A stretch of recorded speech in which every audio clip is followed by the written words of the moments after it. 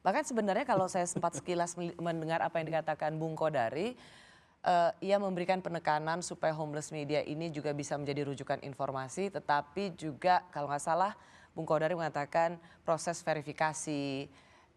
Bang Kodari itu orang yang menurut Jadi saya, harusnya tuh ini masukan yang baik juga untuk homeless media.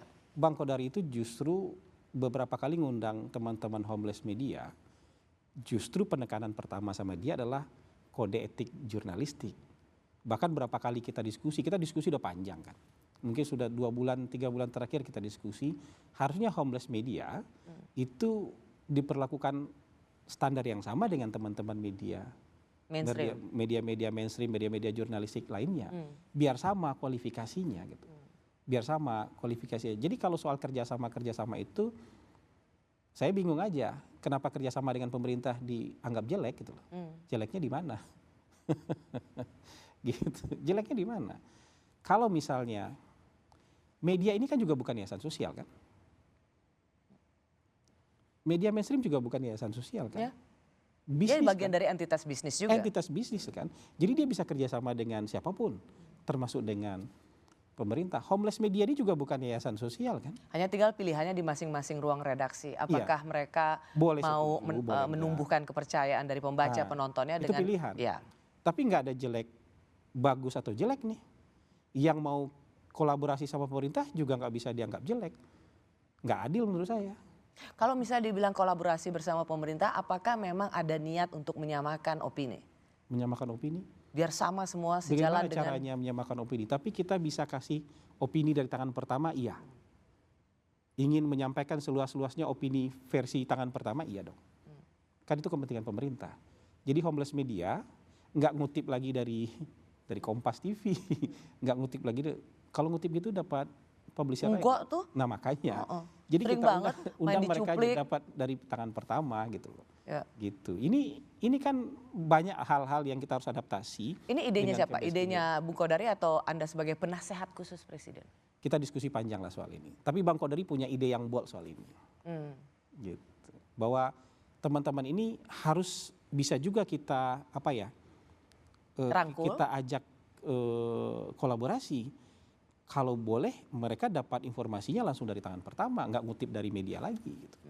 Bahkan sebenarnya mohon maaf ya, ngutip dari media itu biasanya juga udah banyak loh. Kayak tadi, bayangin homeless yang nggak diajak kemarin misalnya atau nggak diundang kemarin, udah ngelihatnya dengan miring kan, karena bahasanya rekrut. Ya kan, tapi cuma satu media aja yang 2 menyatakan media, itu. tapi efeknya panjang. Teman-teman ini juga kena peer group pressure loh.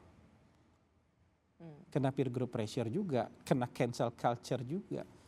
Menurut saya agak-agak kejam sih itu. Ya. Bung Hasan, kan Anda banyak menitik beratkan soal bagaimana media sering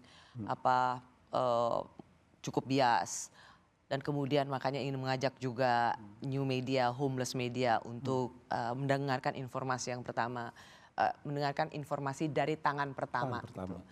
Semua belajar untuk bisa memberikan informasi dengan jernih.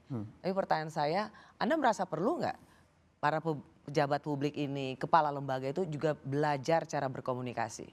Perlu dong. Pak Prabowo mau bikin program sekali lagi nih. Retreat lagi itu. Mungkin staf khusus atau juru bicara kementerian untuk retreat komunikasi. Jadi kita samakan. Serius? Gerak langkah kita soal komunikasi. Berarti memang Pak Prabowo merasa memang ada PR besar dari sisi komunikasi? Mungkin bahasanya bukan PR besar. Tapi semua sayap harus dikepakkan dengan sama. Jadi nggak cuma kerjanya yang ngebut, nggak kerjanya yang kerja keras, tapi komunikasinya juga harus kerja keras supaya yang kerja keras di sisi kebijakan, program, pembangunan yang lain juga tersampaikan dengan baik gitu. Jadi akan kita ada tuh butuh retreat. 3 hal kan. Nggak semua orang punya 3-tiganya. Mungkin salah satu, mungkin apa, hanya 3 hal itu apa? satu. Yang pertama sekarang itu butuh nyali. Pemerintah KL tuh butuh nyali. Kita tuh kadang-kadang langsung surut gara-gara dibully 20 orang langsung surut.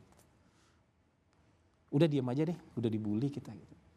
Padahal ini penjelasan teknokratis sudah dihitung lama, begitu ada orang yang salah paham tapi salah pahamnya disambut oleh viralitas, kita mundur karena dibully.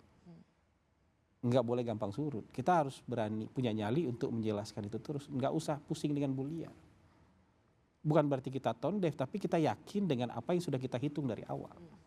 Program, jangan cepat mundur, nyali. Yang kedua, dengan banyaknya perkembangan media sekarang kita butuh strategi. Merangkul homeless media bagian dari strategi, tapi bukan merekrut. Saya nggak terima itu kata-kata. Oke, itu udah clear lah tadi kita Tapi klarifikasi. itu bagian dari Yang ketiga? bagi strategi, narasi. Jadi banyak berita kadang-kadang numpang lewat aja kan, nggak nempel di kepala publik kan. Karena nggak diceritakan urgensinya apa. Oke, jadi kurang berani, dua kurang... Bukan kurang berani, tapi kita Kurang harus nyali. punya tiga-tiganya. Oke, harus lebih berani, dua, Harus lebih berani. tadi apa dua? Lebih punya strategi, Lebih punya strategi dan narasi. narasi. Oke. Jadi kalau disingkat jadi lisan. Itu versi saya. Lisa tuh apa? Lisan, nyali, Oh, strategi, narasi. setelah DFK sekarang lisan. Bapak ini memang ahli singkatan-singkatan ya.